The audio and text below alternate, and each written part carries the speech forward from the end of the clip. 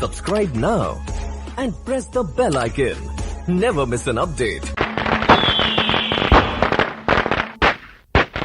आज शहर में संजय को 1 साल हो गया था। पहली दिवाली थी परिवार के साथ में उसकी। यहां घर पे संजय सिन्हा, बीवी विभा दोनों किसी भी साधारण हिंदुस्तानी परिवार की तरह ही अपनी एक और दिवाली मनाने में लगे थे, जब उनके बेटे सागर और भरत दोनों छत की ओर पटाखे लेकर भागे। और संजय जानते थे उन्हें रोकने का कोई मतलब तो था ही नहीं, सिर्फ वो ठीक ठाक सलामती से दिवाली मना ले और किसी को कोई चोट न लगे, बस इतना ही देखना था। सागर 15 साल का था और भरत 10 साल का। दोनों ने छत पर जाकर एक के बाद एक पटाखे दागने शुरू कर दिए और संजय और विभा दूर खड़े मुस्कुराते रहे। और ऐसे ही अचानक जब सागर हाथों से छोटे छोटे पटाखे जलाकर फेंकता जा रहा था, तो उसके एक तरफ मुड़कर एक पटाखा फेंकते ही संजय ने चिल्ला के उसे रोका और कहा, सागर, अगर दिवाली के दिन मार नहीं खानी है तो उस तरफ दोबारा कोई पटाखा या कुछ भी मत फेंकना, समझे?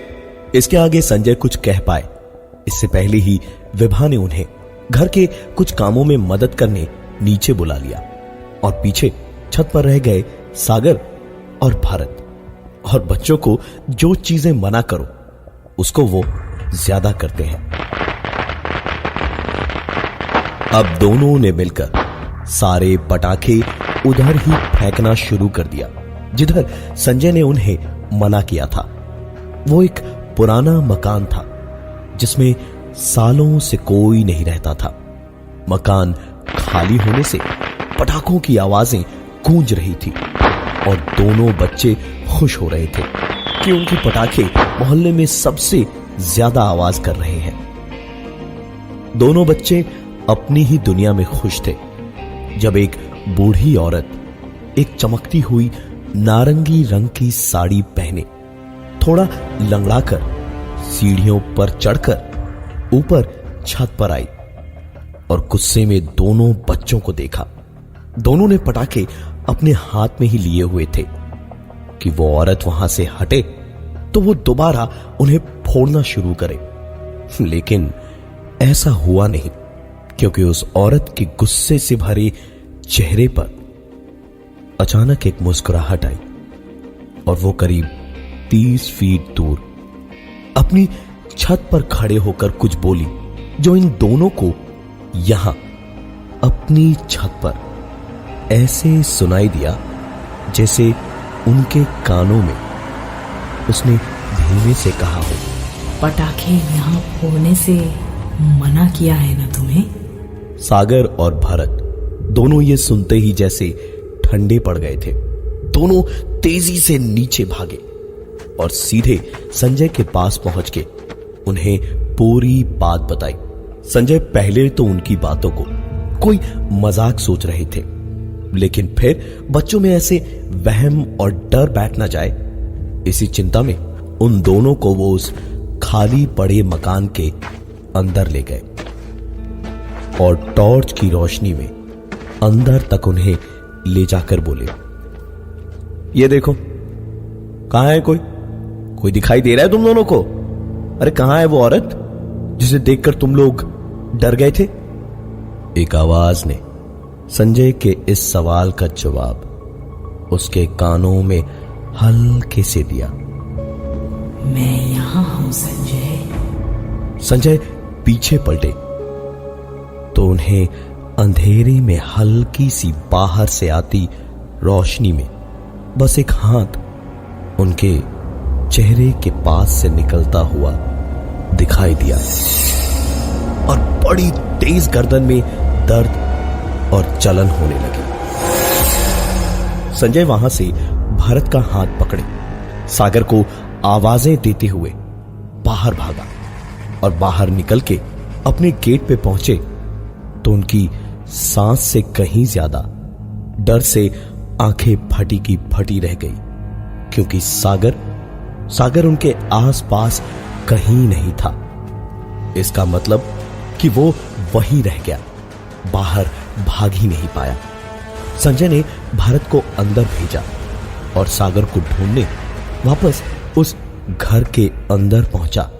एक हाथ में टॉर्च, एक हाथ में लाठी और उस खाली खंडहर में गूंजती उनकी आवाज में सागर, सागर, सागर, बेटे सागर का नाम। लेकिन कोई फायदा नहीं हुआ। पलट के सागर की कोई आवाज ही नहीं आ रही थी। संजय को सागर को पुकारने के बदले में एक आवाज और सुनाई दी।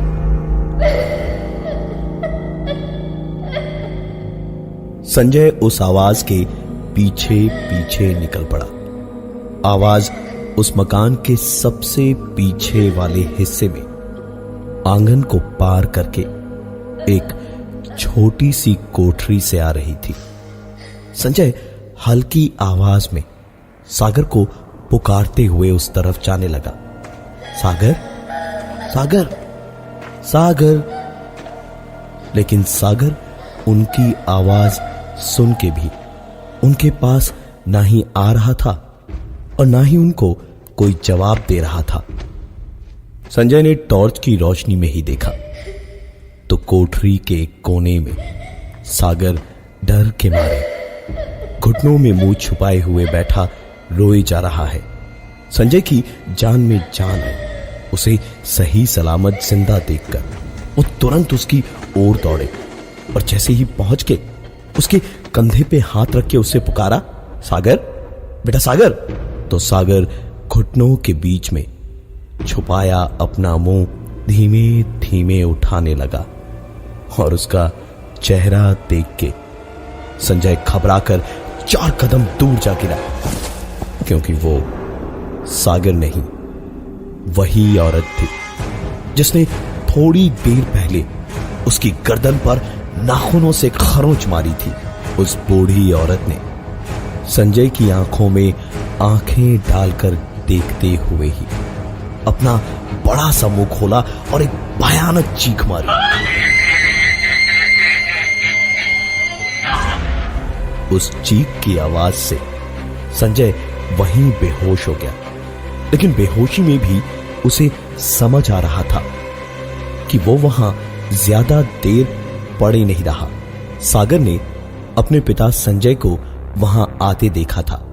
उसने आसपास के 1-2 लोगों को बुलाकर उनकी मदद की और वो संजय को घर ले आए।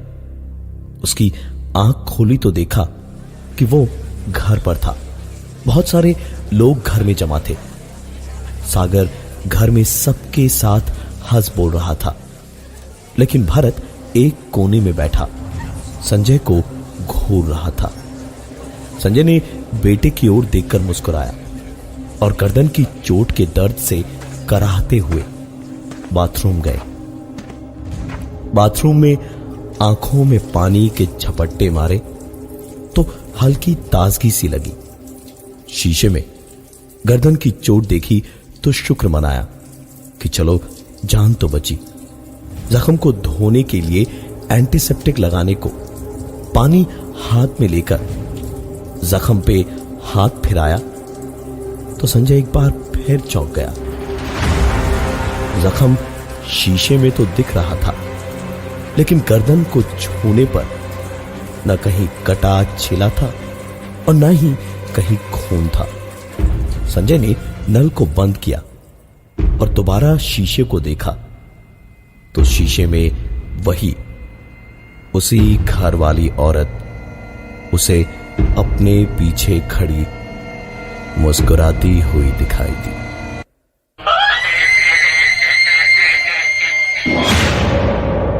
संजय एकदम झटके से पीछे हटा और पलके झपकाकर आंखें मल के दोबारा शीशे की तरफ देखा तो उसे अपनी ही सूरत दिखाई दी। और तभी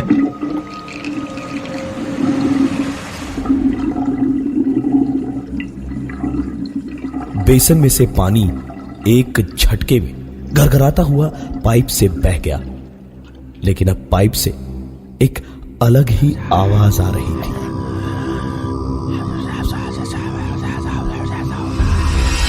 संजय ने वापस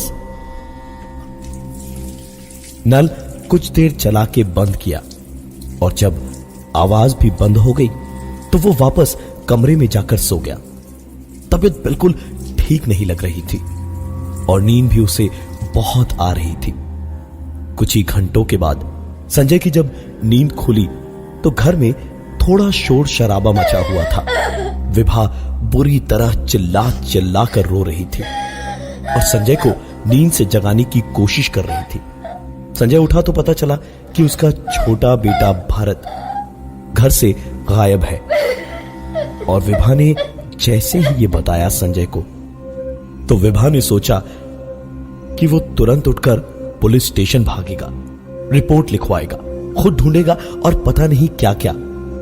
लेकिन इस आदर्श पिता ने विभा की उम्मीदों पर पानी ही फेर दिया। संजय ने हंसते हुए कहा, अरे तुम भी छोटी छोटी बातों पे परेशान हो जाती हो विभा। यहीं कहीं मोहल्ले के बच्चों के साथ खेल रहा होगा, आ जाएगा थोड़ी देर में। विभा के तो गुस्से का ठिकाना ही नहीं। ऐसा रवैया और उसकी बातें सुनकर वो चिल्लाकर संजय से बोली, तुम खुद को बाप कहते हो उसका? बाप नहीं जानवर हो तुम। बेटा खो गया है और इन्हें कोई सुध ही नहीं है उसकी। ठीक है, मैं जाके देखती हूं कहां है मेरा बेटा।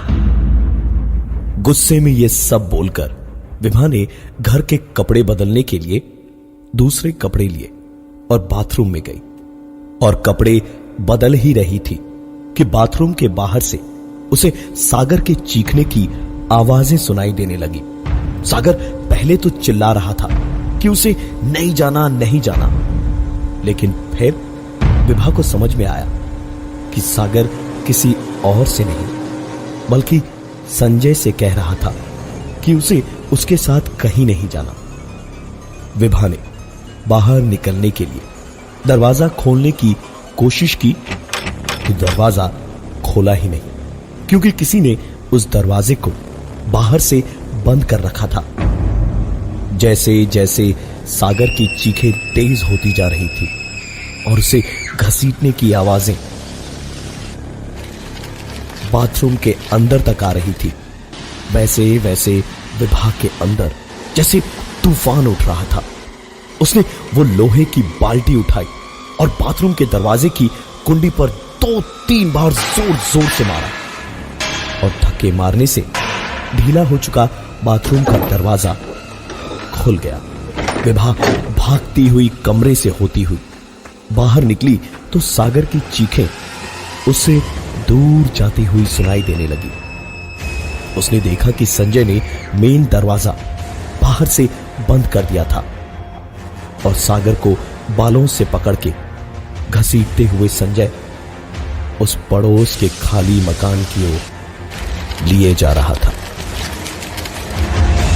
विभा बिल्कुल बुरी तरह घबराई हुई सी पागलों की तरह दरवाजे को खोलने की कोशिशें किए जा रही थी, लेकिन कोई फायदा नहीं हो रहा था। विभा मदद को चिल्लाने लगी तो पास से गुजरते हुए पड़ोस के निर्मल बाबू आए और उन्होंने दरवाजे को खोला तो उनको पूरी बात विभा ने बताई और उनसे मदद मांगी। निर्मल बाबू और विभा घर से बाहर निकले सागर और संजय को ढूंढने उसी खाली मकान की ओर। उस मकान के गेट के बाहर ही पहुंचकर देखा तो सागर की एक चप्पल पड़ी हुई थी। विभा उसे देखते ही चीख पड़ी और सबको मदद के लिए पुकारने लगी। चीख पुकार से आस पास के कुछ लोग और भी आ गए और सब मिलकर अंदर गए। अंदर जाने के बाद बिल्कुल आखिरी कमरे में सबने जो देखा उस पर किसी भी इंसान का यकीन कर पाना मुश्किल था।